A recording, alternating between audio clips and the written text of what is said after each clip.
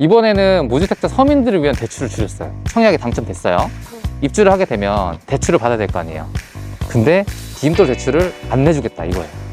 저는 지금 더 부지런하게 내가 원하는 단지 지역을 선정한 다음에 그 시세 트랙을 통해서 매물의 변화가 어떻게 되는지를 좀 파악하면 기회가 조금 더 오지 않을까라고 좀 역으로 생각을 하고 있습니다.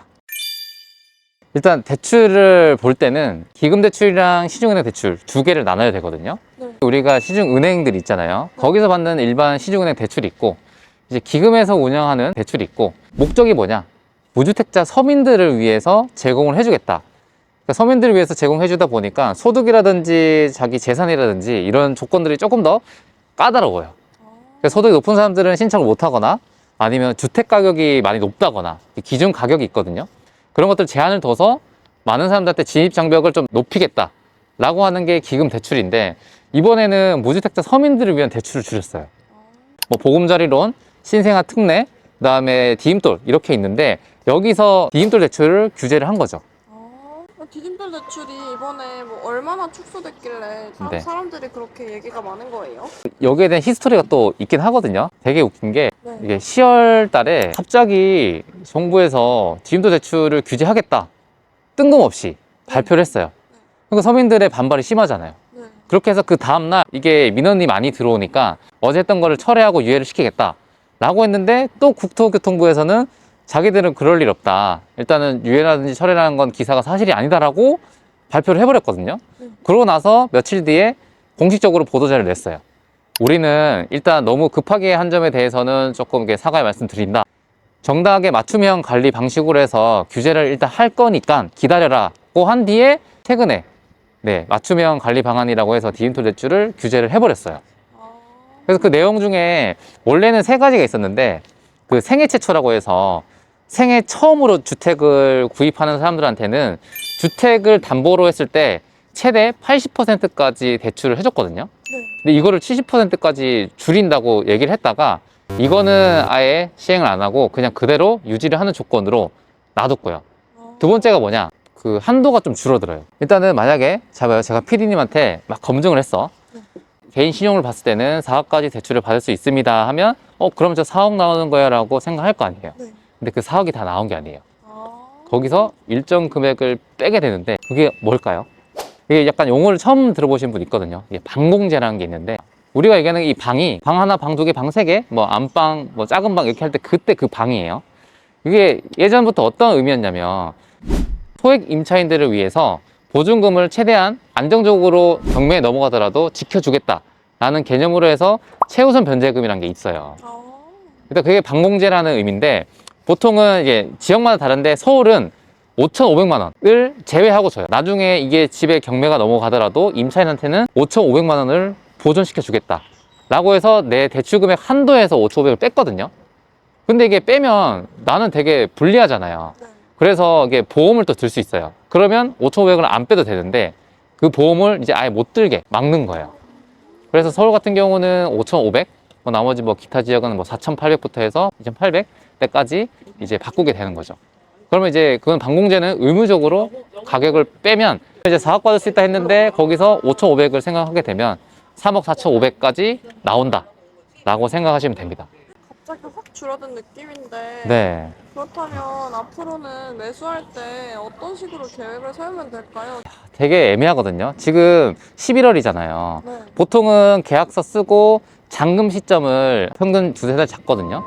근데 이게 대출이란 것 자체가 시장 분위기에 따라서 많이 다르기도 하고, 이게 기금 대출을 이렇게 바꿨다면 시장 분위기가 좋아지지 않는 이상은 계속 묶을 확률이 좀 커요. 그래서 이게 좀 아쉽겠지만 한도가 좀 안 되시는 분들은 금리를 비교했을 때 시중은행이 금리가 지금 4% 후반대가 돼요.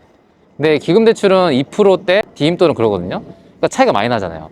그래서 그걸 따져서 내가 받을 수 있냐 없냐를 먼저 한번 살펴보시고, 대출 한도에 대해서도 크게 무리가 없다 하시는 분들은 그대로 받고, 하지만 이게 내가 금리를 높이더라도 한도를 좀 많이 받아야 겠다 하시는 분들은 시중은행을 받는 걸 추천을 드리는데, 이것도 시중은행은 아마 내년 초 되면 지금보다는 규제가 많이 풀릴 거로 예상이 되거든요. 보통 연말이 좀 규제를 많이 해요.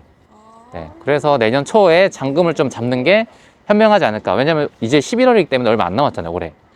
그래서 그것도 이제 내가 받을 수 있는지 없는지를 먼저 체크해 보시고, 시중은행이랑 디임돌 때 비교해 봤을 때 내가 받을 수 있는 조건이 뭐가 좋은지를 먼저 한번 살펴보시는 게 좋을 것 같아요.